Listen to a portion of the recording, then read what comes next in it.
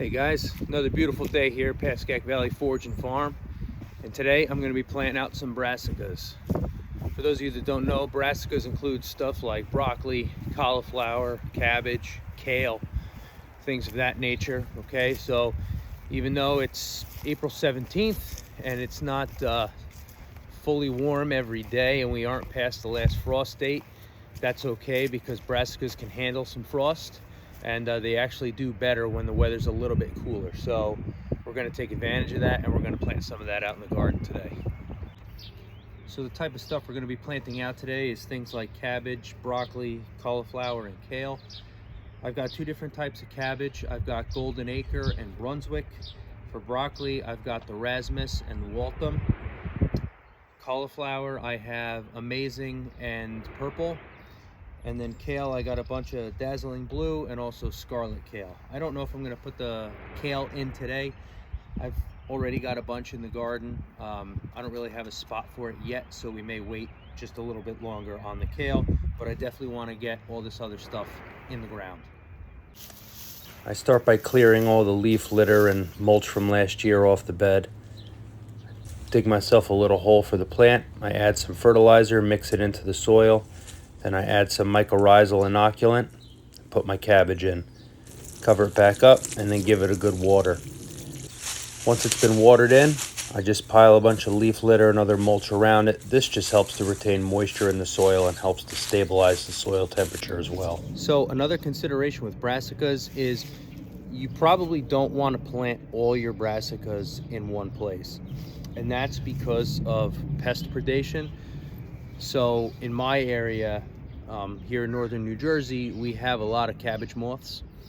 So the cabbage moth will come, it'll lay its eggs here on the cabbage or the broccoli, the cauliflower, whatever.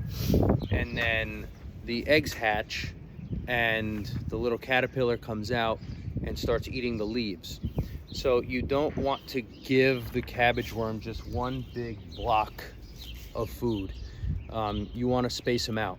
And that way it's got to search for it more and less likely to find all of it. That being said, I am going to put one of my cauliflowers next to this cabbage simply because this bed here runs north to south, this side being the north side. And since the cauliflower tends to be a little taller, I want it to be back here where it won't shade anything else out. Follow the same steps as before while planting this cauliflower. I just add some fertilizer, mix it into the soil, add some mycorrhizal inoculant, put the cauliflower in, cover it up, and I water it in. And same as before, I just add mulch around it just to help protect it, protect the soil. So next up, I'm going to plant some broccoli. I'm going to put them in one of these hoop houses that I have. And I just have this greenhouse plastic up here for the winter and early spring and then later into the fall too, just to kind of extend my season a little bit.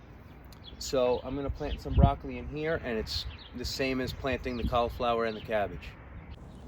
By now I'm sure you're getting bored of hearing me say this, but I just add some fertilizer to the soil, put that mycorrhizal inoculant in, add my broccoli, cover it back up, then I water it in, and then add my mulch around it. Not a lot to it. All right, so now that I've planted one of each of the cabbage, the broccoli, and the cauliflower, and I've shown you how I do it, I'm going to go ahead and plant the rest of them. And then when I'm done, I'm going to take you through a walkthrough of the garden just to show you my spacing on them like I talked about earlier. So I got a good amount of my brassicas in now. I've got 4 cabbages, 4 broccolis, and 4 cauliflowers. That's really all the space I have with that stuff for right now. So as you can see, this is my larger in-ground bed. So over here I've got, one of the cabbages and a cauliflower. And then coming over here to the other side, again, I got a broccoli, cauliflower, and a cabbage. As you can see, this bed needs to be cleaned up. There's a reason I leave it messy like this over the winter, which maybe I'll get into in another video, and we can talk about that, why I don't, clean it up right away. But there's definitely a reason why. Now we're coming back over to the raised bed garden. And over here, you can see I've got another cabbage in here. I've got that initial cabbage and cauliflower here. I got that broccoli back here in a raised bed. Here in another raised bed, I've got a cauliflower and another broccoli. And I got my last broccoli tucked back here next to this leek. I put it next to the leek because, you know, leeks, the alliums like that, they're beneficial for brassicas because the scent of them repels a lot of pests, stuff like the cabbage worm and stuff that I was talking about. So I'm actually going to be planting more leeks back there and probably other leeks kind of around my brassicas, just in an effort to try and keep the pests away, try to do it organically without having to spray. I don't like to use any kind of synthetic sprays or anything like that, or any sprays for that matter, if I can get away with it. So that's it for right now. Like I had said before, I'm not putting the kale in today. I just don't have the space for it right now. I don't want things to get too crowded because I'm going to start planting a lot more stuff. So I need to save the room for it. Anyway, I hope you guys enjoyed this video. Hope it was beneficial for you. If you did like it, please don't forget to like, comment, and subscribe.